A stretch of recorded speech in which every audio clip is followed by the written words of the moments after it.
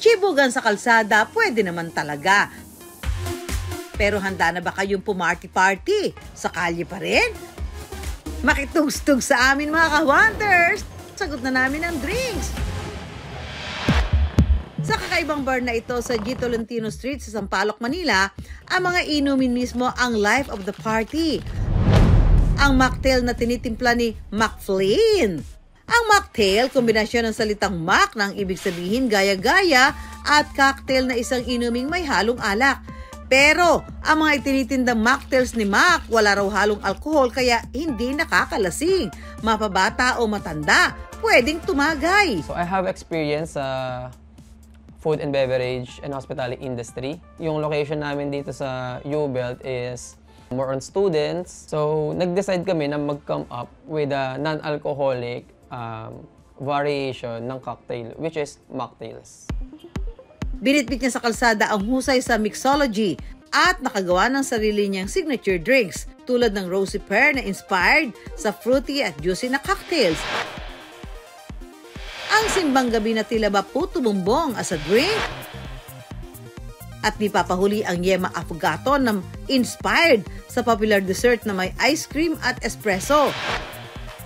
Kung heavy gat sa bulsa ang mga sosyal na inumin, ang mocktails ni Mac afford sa halagang 100 hanggang 150 lang. Kaya mapapawaw habang pinapawi ang iyong uhaw.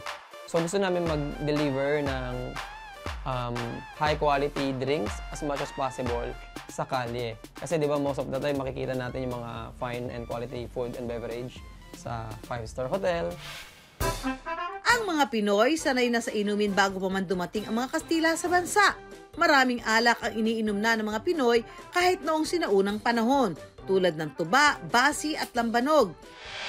Hilig daw talaga ng ating mga ninuno ang pag-inom ng alak, pero habang nagbabago ang panahon, sumasabay rin ang panlasa ng mga Pinoy. Isa na riyan ang paglaganap ng non-alcoholic beverages o inuming hindi nakalalasing. Pwedeng shot puno, one to sawa. Perfect sa mga gusto ng masarap na inumin, pero ayaw ng walwal. Kasi hindi rin ako gaano sa alak. Madalang lang po umiinom ng galdo. Pero ito po, isa sa mga patok po sa banlasak.